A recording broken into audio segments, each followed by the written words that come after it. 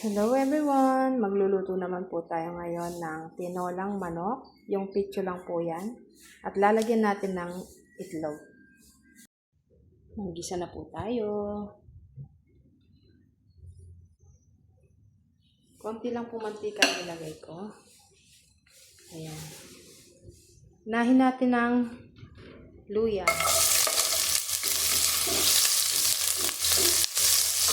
Gusto lang po ito hanggang maging golden brown. Para lumabas ang lasa niya.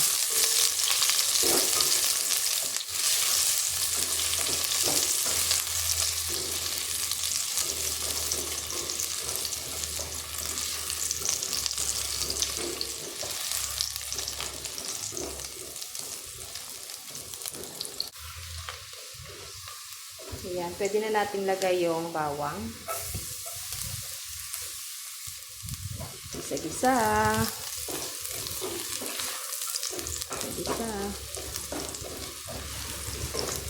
Ito ang pinakamadaling lutuin. Tinolang manok na nangitlog. Sunod na natin yung sibuyas.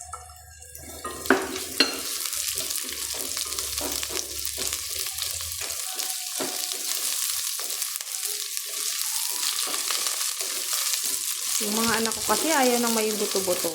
Kaya ayan, yung breast ang binili ko. Sunod na natin yung manok. Yung breast.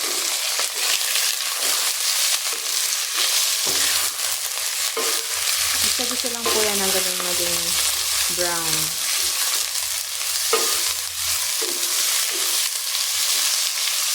Bango. Naamoy ko na yung luya, bawang, sibuyas. May bonus pa oh, may puso ng manok.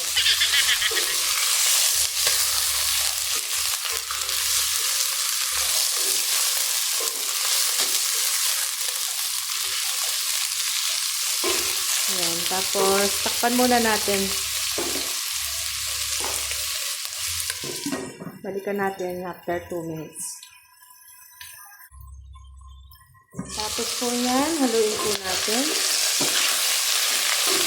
Ayan. Pwede na natin ilagay yung tubig.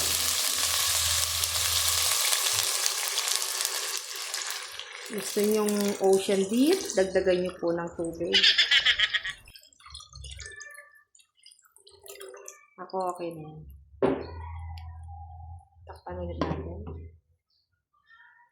Hintayin po natin kumulo bago natin lagyan ng pampalasa. Yan, kumukulo na ang manok.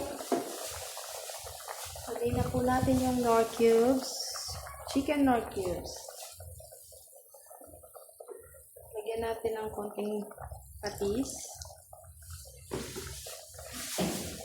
Paminta. Para maglasa na yung manok natin. Mamaya na yung asin. Takpan ulit natin. Yan lang natin na lumambot yung chicken. Pagkatapos niyan, lalagyan na natin yung itlog niya.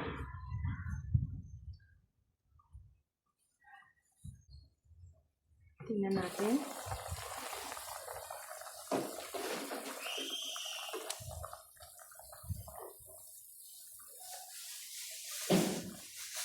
Pwede na po natin ilagay yung ating itlog.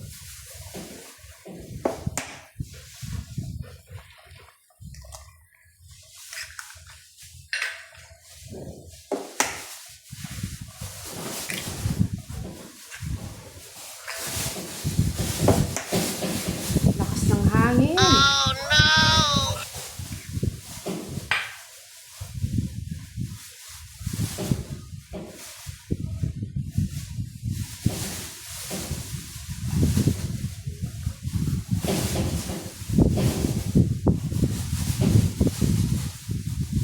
Lakas ng hangin.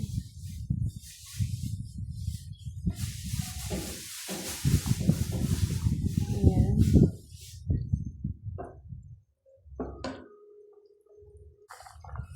Pwede na natin lagay ang sayote.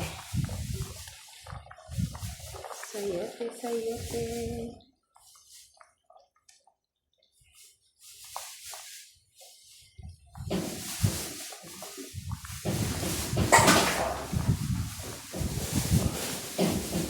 Ay, lakas ng hangin.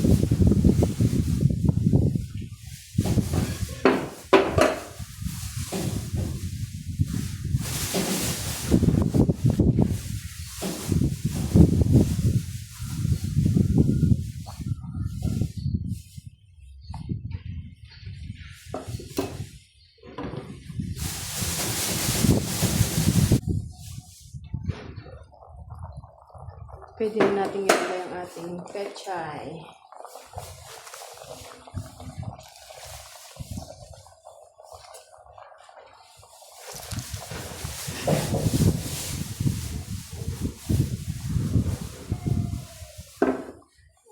Pechay.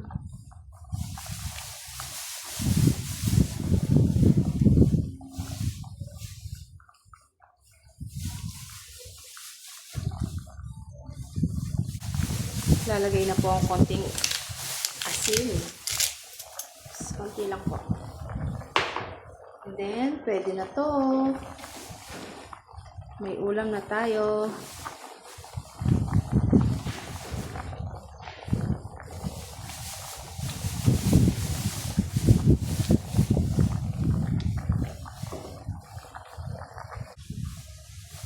Ito na ang tinolang manok na nangitlog.